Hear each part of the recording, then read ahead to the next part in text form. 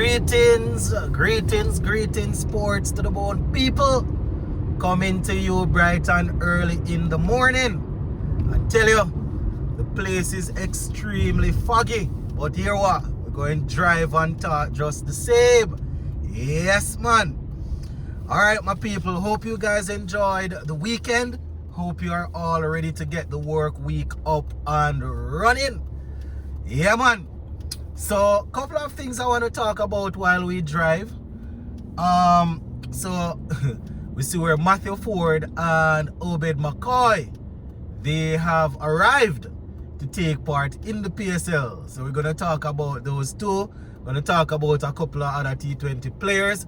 Plus we're going to touch a little bit again on what Johnny Grave said a couple days ago about the ICC and the top teams trying to keep West Indies down.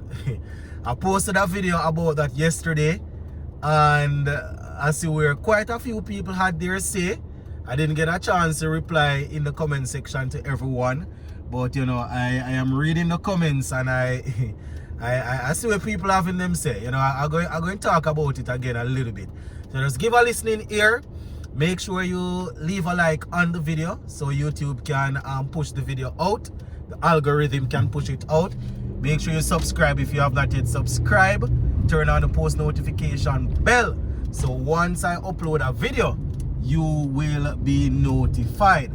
Alright, my viewers and subscribers, as I make my way on this road here to work, let's just talk a little bit. Alright, so yes, my viewers and subscribers, now the West Indies T20 players, they are sharpening up their skills. You understand? A couple of them missed the tour of Australia recent, well, not the entire tour, but the ODI part of the tour, to work on their T20 skills for the World Cup. Now, two players that we're probably looking forward to seeing in and around that West Indies T20 squad if they continue is, you know, we're talking about Obed McCoy and Matthew Ford. Yes, my viewers and subscribers, two bowlers. Well, Matthew Ford can do his thing with the bat, you know, you would call him a bowling all-rounder. But two guys that are expected to really and truly push into the West Indies team, if even not for this World Cup, but right after the World Cup, you know, once they are fit, these are guys that you expect to be in and around that team. Now, I think it was on Saturday, a couple of days ago, I was on I was looking at some PSL stuff, some Pakistan Super League stuff, and I see where Obed McCoy and Matthew Ford, they both arrived in Pakistan. You understand? And they will be taking part in the PSL. The Islamabad team, they posted a photo with the two guys saying that they have arrived and they are ready to represent. So yes, my viewers, coming straight from the Bangladesh Premier League into the Pakistan Super League. The guys are making themselves some cash, but they are also trying to get themselves ready, trying to get back to full form. We would have seen Matthew Ford recently on the international scene. He's fairly good. He's pretty good. You understand, when he can get the ball to move around, and you know, remember when, you know, he took a couple of early wickets and stuff in the power play. So you know, I am happy that he's going around and playing. Not everybody will get an opportunity to play in the IPL. So if they are not in the IPL, you know, they just go around and play in the other leagues that they can. Obed McCoy, we all know the situation. We all know the story with Obed McCoy. When he's fully fit and on form, you know, he's pretty good. You know, the last couple of international games you would have seen him in. You know, he was pretty expensive, didn't take a bag of wickets. You know, was getting hit all over the place. But, you know, the greatest thing is to see him on the field. You know, once he's not having any shin problem or any lower back problem, those are issues that he usually suffers from. Then we hope that he will be able to to regain good or to capture good form. It's always good to have left arm pacers in your team. You understand? He would have demonstrated before that he has the ability to bowl good a good mixture of deliveries in the power play and outside of the power play. You understand? So those two guys are two of them that we see continues to continuing to sharpen their skills. We also got an opportunity to see the likes of Akil Hussain, doing his thing also. Kyle Mayers, I recently spoke about him being the man of the match in the final, making some runs and taking a wicket, bowling 4 overs for 20 odd runs. That's why you call having an impact in a final. So Kyle Mayers is slowly but surely working his way back up the top there. The main thing is that if he's in the West Indies team, he will be expected to score runs. So, we're going to keep a close eye to see how he's doing. But one of the things that I'm happy about is a couple of the players, some of the leagues that they aren't top leagues or anything, but they are keeping themselves active. It's not like it's not like the test team. Oftentimes you see the test team play and they put up a good fight. You understand? Sometimes they might not win, but they put up a good fight. Say for example, we are ranked probably 8 or 9. And we go up against the number 1, number 2, number 3 team in the world. We put up a good fight, my viewers and subscribers. Probably don't win, and we're looking that this is a good start, good platform to continue from. But when you check it out, the guys have to sit down for 4, 5, 6 months before they really and truly get another good competitive match with international players. And when I say international players, it doesn't necessarily mean that it's international game, but leagues with international players.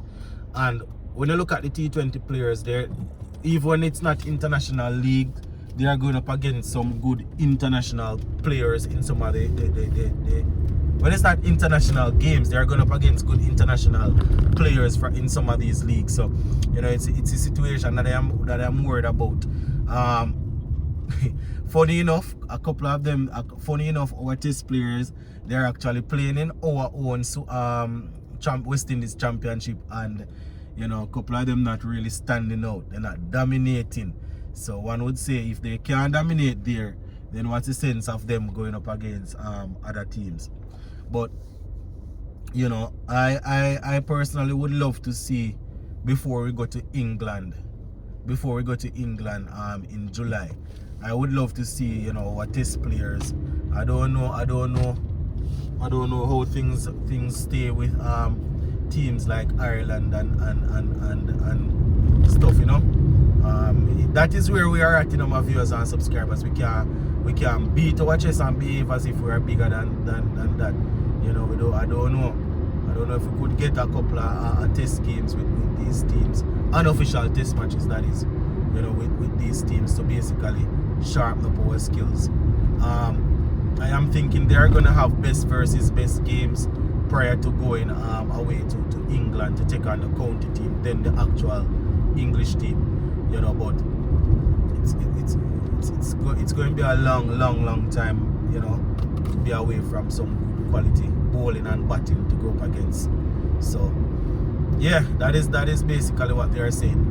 And if we look at that, we can tie it in with the next thing that I said I wanted to talk about, where West Indies CEO Johnny Grave was speaking, and he was basically saying that the ICC, along with top teams, they are the ones that are contributing to keeping West Indies down. And I was looking in the comment section, and I am seeing where a lot of people are saying, listen, God help those who help themselves.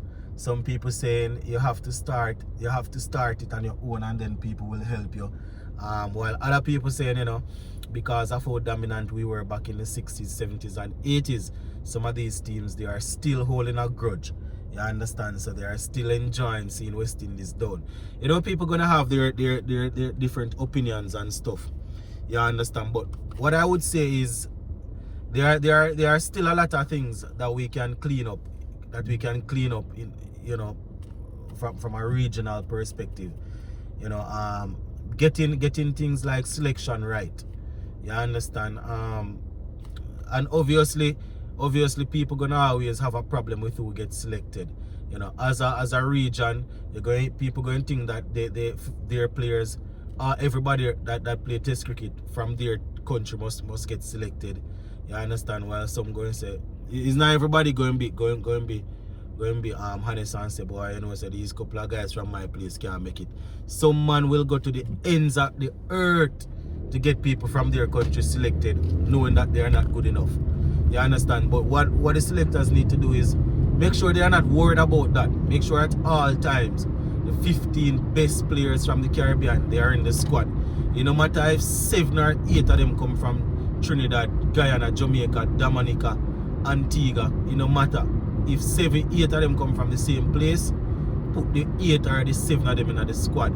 You understand? They are representing West Indies. So this notion where people want to see 2 from this country, 2 from that country, 1 from this country. You know, if it's one man go out there and he have on the shirt say West Indies, he representing the entire Caribbean. So I can't see why people thinking that, you know, you need to have 1 man from every country. Make your 1 man from make the 1 man from your country perform well enough to match up the 4 or the 5 from a particular country that working hard to get in. It's as if a lot of people want to have quota where they say, well, these are the top 5 from this country, you know, and even though we can find 2 more that better than everybody else from the rest of the Caribbean, we're not going to select them because, you know, we want them to go away with them foolishness. You understand? You know, so things like these the selectors need to stop, need to not think about. Select the best people all the time and stop select people from their country and people based on what regional board will say. Anyways, these are some of the things that we can get right, my people. These are some of the things that we can get right. You understand? Allocating not even going to say allocating regional funds in terms of making sure that the different boards get, you know, getting good money. But things like youth cricket,